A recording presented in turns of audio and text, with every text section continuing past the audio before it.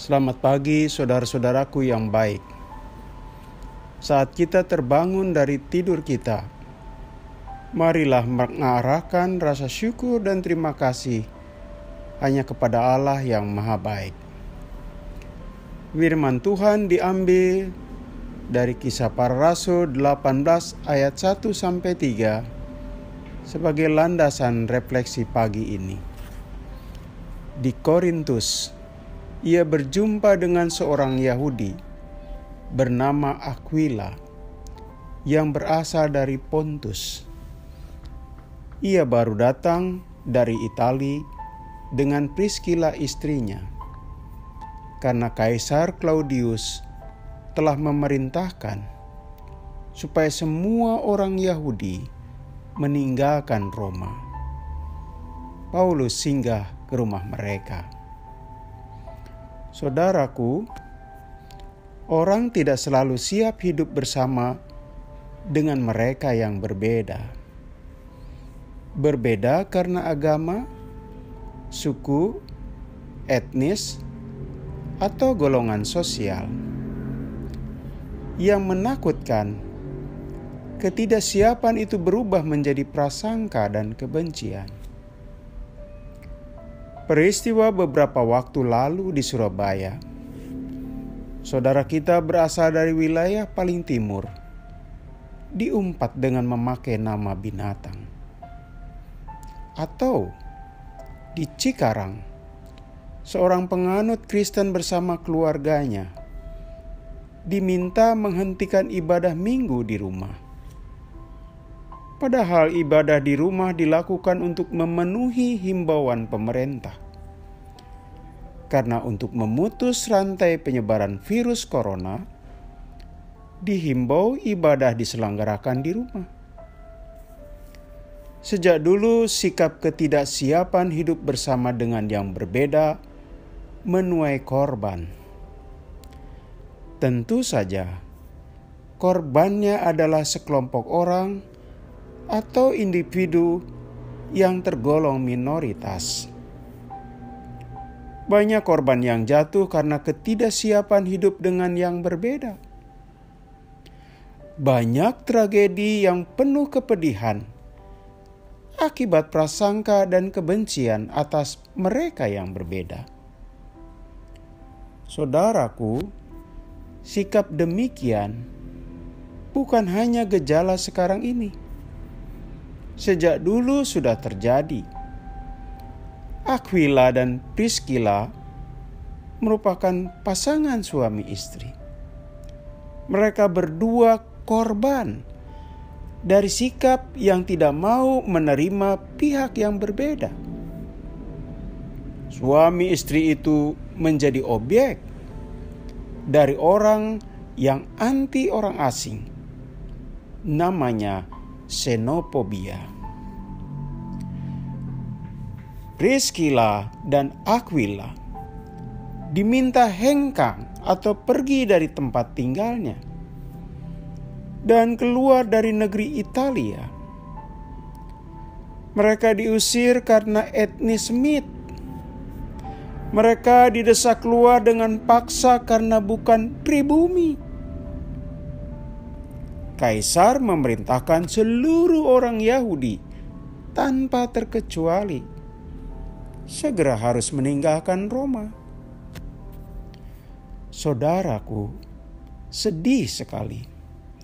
Manusia diterima atau tidak karena agama, karena suku, atau karena etnisnya. Begitu agamanya berbeda, diusir. Begitu etnisnya lain, dipaksa pergi. Kepahitan dan kesedihan menimpa seluruh orang Yahudi, termasuk pasangan suami istri tersebut.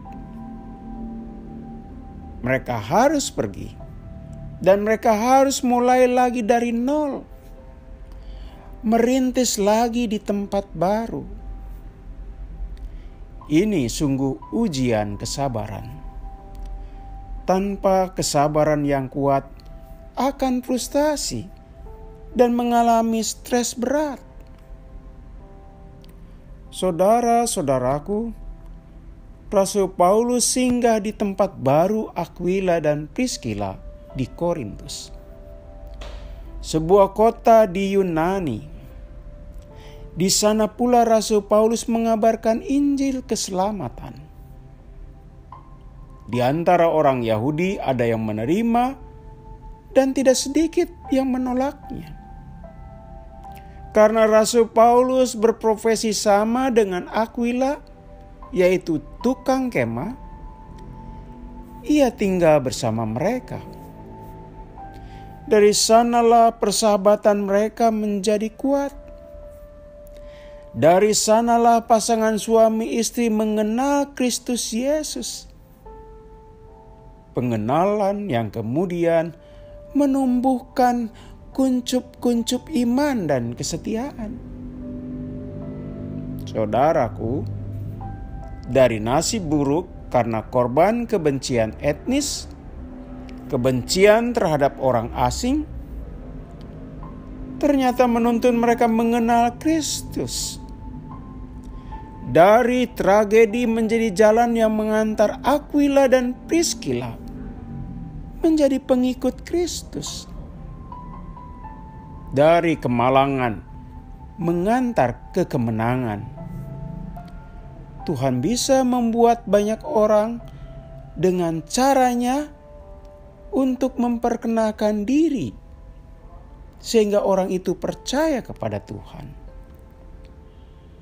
Bisa jadi, saudara-saudara, suami istri itu tidak pernah membayangkan dari nasib terusir mereka kemudian bisa mengenal juru selamat. Itulah, saudaraku, Allah bekerja dalam segala peristiwa.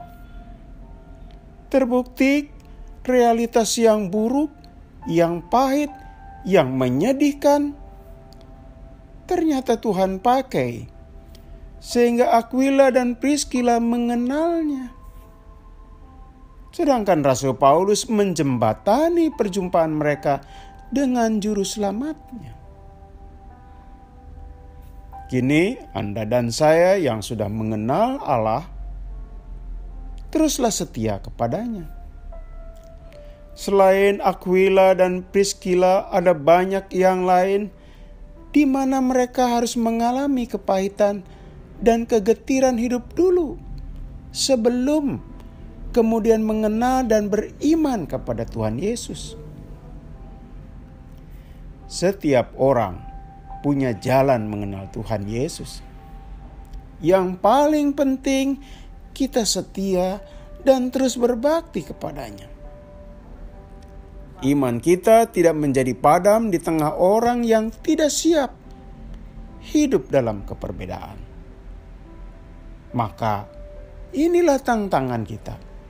Kalau orang tidak siap hidup dalam keperbedaan, maka sebagai orang Kristen justru harus menunjukkan kita siap hidup dengan keperbedaan.